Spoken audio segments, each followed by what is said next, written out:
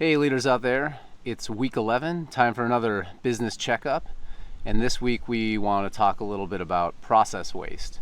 So as you're walking around as a leader, engaging with the workforce, observing the process, there are things that we're doing in the business that do not add value to the process, to the product, the service, the information you're providing. So before we can talk about process waste, we have to say, well, what is value?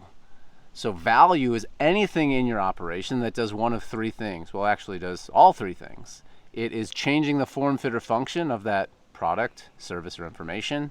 It's something the customer is willing to pay for.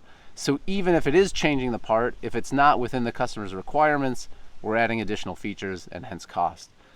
So it has to change form, fit, or function, be what the customer is willing to pay for, and done right the first time.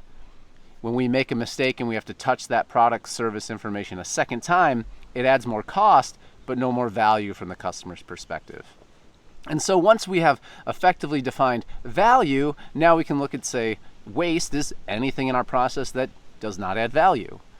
When we think about process waste, we look at these 8 forms of waste summarized by the acronym DOWNTIME, D-O-W-N-T-I-M-E. And this acronym stands for these common process wastes to look out for in your business. The first is defects. So defects is anything that we've made that's a mistake. It doesn't comply with either a quality specification or an aesthetic requirement from the customer. Because when we make a defect, we either need to scrap it or rework it, adding additional cost. The second letter is O. This stands for overproduction. This means producing too much or even too soon. So when we have produced more product than is ready to be moved on in the process, whether that's our internal customer of the next work center or factory, or the end customer, the end user customer, if we're producing faster or in a higher quantity than is going to be consumed downstream, it's a form of waste because we're spending resources to generate that product or service, but it won't actually be purchased in the market. The W is for waiting. This is pretty straightforward. Anytime we are waiting for work to be done. So this can be a machine waiting for parts, a person waiting for work to be done, or parts that are sitting waiting for the next available vacancy or capacity in the machine. The N is a tricky little one. It's been a little bit force fit here to make the acronym work, is non-utilized resource or talent. So when we have folks with high technical knowledge of the production line, the service they're providing, and we're not leveraging that to improve the process, it's a waste of resources. When we have undiscovered skills or resources or capability, even capacity of the workforce, not utilizing those is a waste because effectively we're paying for it, hence the customer is paying for it, and there's no value being delivered to the product or the service. As we move into the second half of the acronym, we have T for transportation. So transportation waste is moving the product around. This is either in between process steps, maybe in between interplants within our network, or from the final delivery or warehouse, distribution center or warehouse to the customer.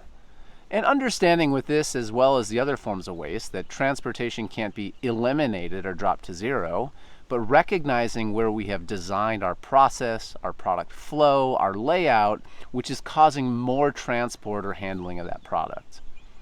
The I is for inventory, and I really want to clarify here that it means excess inventory.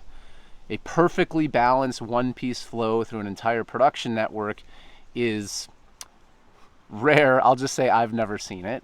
And so you need some inventory, some work in process to buffer between process steps because it's not perfectly balanced.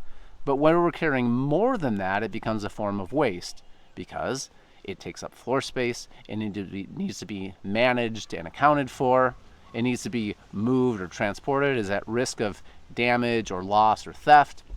And so having too much inventory is tying up cash flow and is occupying more resources to move it around. The M is for motion, and important to clarify here between transportation. If transportation is movement of the product or service, motion is movement of the people within the process. So these are kind of micro motions, reaching, grabbing, twisting within the workplace to get parts or tools, as well as more macro motion of leaving the station to go find tools, parts, and things of that nature. The last form of process waste we have is excess processing, for E. So excess processing is doing things to the product, service, or information that the customer is not asking for. So we are applying more cost, but it's not generating any additional value. This is in a transactional business like excess formatting, in a product-based business like excess packaging, or maybe excess finishing that's above the specification. These are things that are adding additional costs to the product, but they're not necessarily making the product more desirable by the customer. And what's interesting is when we teach people about process waste, you end up encountering this situation where you feel a little bit like the young character from The Sixth Sense, where it's like, I see process waste everywhere. And that's good. That's what we want.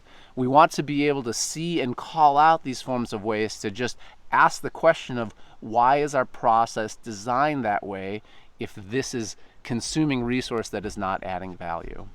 And so this week, as your business checkup, I challenge you to get out there and plan to do a walk through either the plant or the department, the work center, or given process that is struggling right now, either to hit delivery targets, so there's a capacity or lead time issue, or maybe struggling to hit cost targets that are consuming too much resource. Identifying and eliminating some of this process-based waste is a great step in your business checkup to make you more efficient. You'll identify, by categorizing these forms of waste, we can actually improve less and get better results. I'll see you next week.